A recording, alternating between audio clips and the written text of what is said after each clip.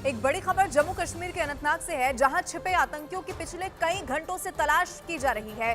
Jammu Kashmir police के साथ साथ सेना के जवान भी सर्च ऑपरेशन में जुटे हुए हैं। वहां 2 दिन पहले हुई मुठभेड़ में सेना के 3 अधिकारी शहीद हो गए थे और जिसके बाद जवानों ने आतंकियों की तलाश में अपनी पूरी ताकत इस वक्त झोंक दी है। इलाके में जारी सर्च ऑपरेशन के दौरान दोनों तरफ से रुक रुक कर गोलीबारी भी हो रही है। अनंतनाग के इन जंगलों में 2 से 3 आतंकियों के छिपे होने की खबर है, जिनमें एक नागम कोकरनाग का रहने वाला उजैर खान है और वो पिछले साल जुलाई में लश्कर से जुड़ा था। आतंकियों की तलाश के लिए इजराइल से लिए गए हेरॉन ड्रोन की भी मदद इस वक्त ली जा रही है।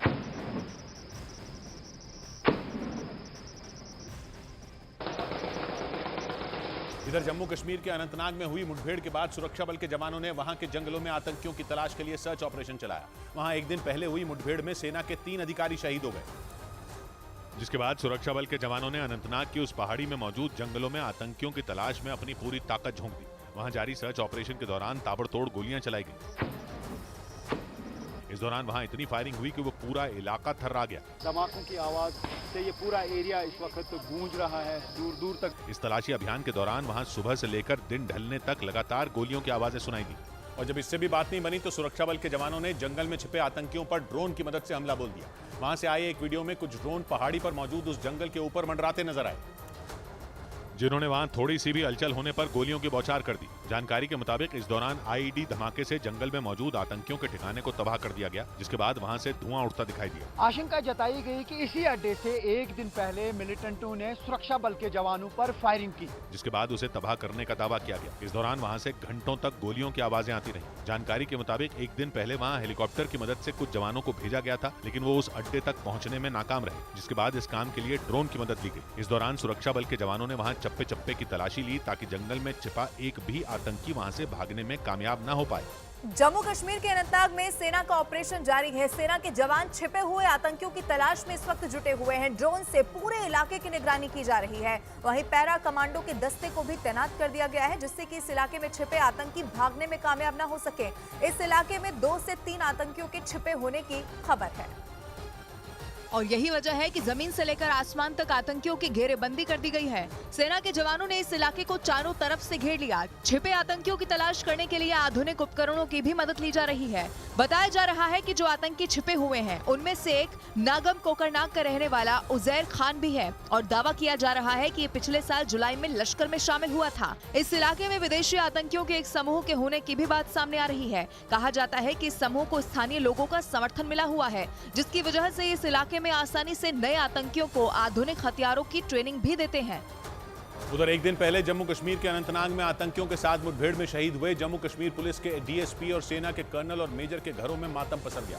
एक दिन पहले सुबह अनंतनाग के घने जंगलों में छिपे आतंकियों की तलाश में सुरक्षा बल ने ऑपरेशन शुरू किया था, जिसमें 3 बड़े अधिकारी शहीद हो गए थे, जिसके बाद पंजाब के मोहाली में कर्नल मनप्रीत सिंह के घर में रिश्तेदारों का पहुंचना शुरू हो गया।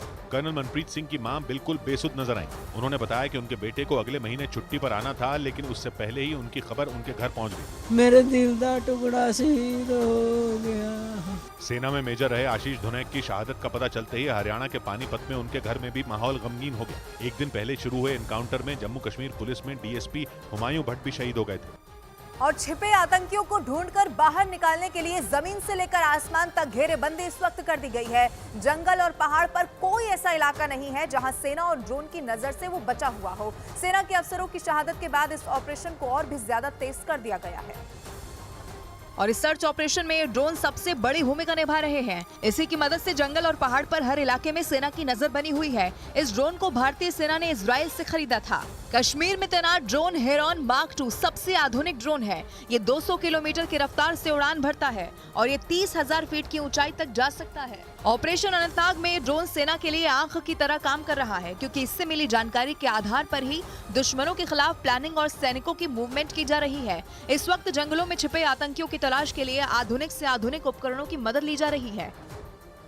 इस बीच जम्मू कश्मीर के किश्तवाड़ में सेना के शहीद जवान रवि कुमार का अंतिम संस्कार कर दिया गया। 2 दिन पहले राजौरी में आतंकियों के साथ मुठभेड़ में वो शहीद हो गए थे, जिसके बाद रवि कुमार का पार्थिव शरीर किश्तवाड़ लाया गया और सैकड़ों लोगों की मौजूदगी में उनका अंतिम संस्कार किया गया। परिवार के लोगों ने बताया कि दिसंबर में उनकी शादी होनी थी, जिसके लिए घर में तैयारियां चल रही थी। इधर राजौरी और अनंतनाग की घटना के बाद लोगों में बहुत ज्यादा गुस्सा है। लोग कैंडल मार्च निकालकर शहीदों को श्रद्धांजलि देते हुए दिखाई दिए और आतंकवाद के खिलाफ अपना विरोध भी जाहिर किया।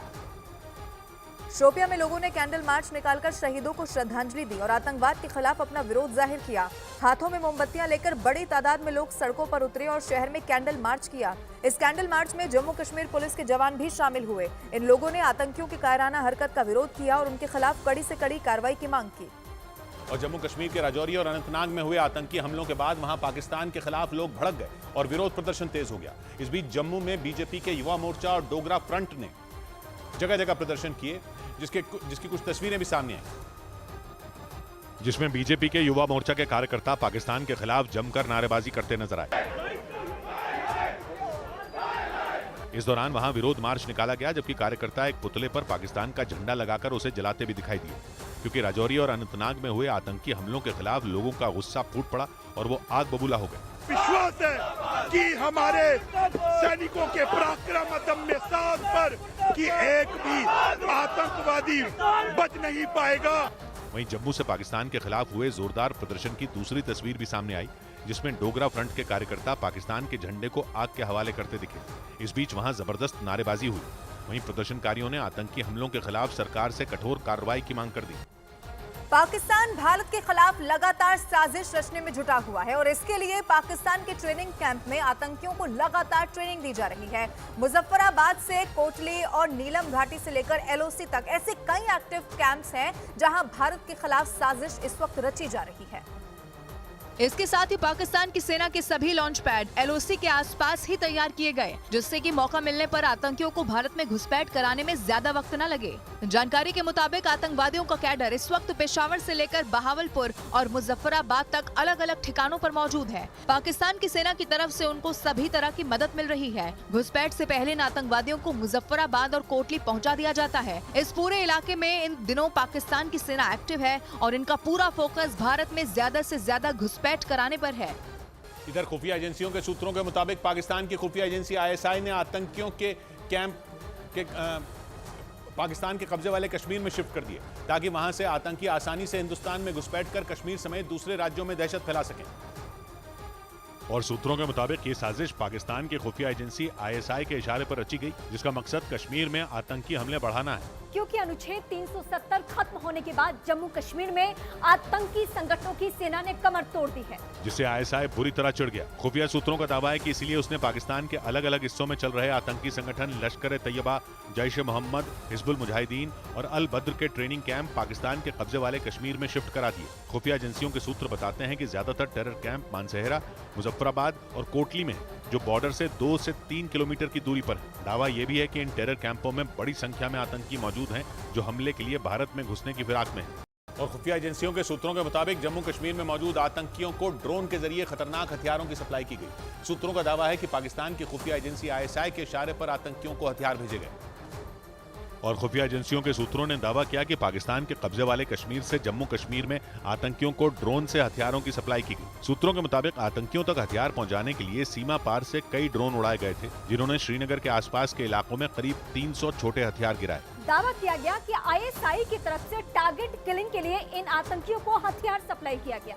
खबर यह भी है कि आईएसआई ने आतंकी संगठनों से जम्मू कश्मीर में आतंकी हमले बढ़ाने के लिए दबाव बनाया, जिसके लिए उसने नए सिरे से आतंकियों को हथियारों की सप्लाई शुरू की। सूत्रों का दावा है कि सीमा पार से न सिर्फ ड्रोन के जरिए बल्कि जमीनी रास्तों से भी आतंकियों तक हथियारों को पहुंचाया जा रहा है।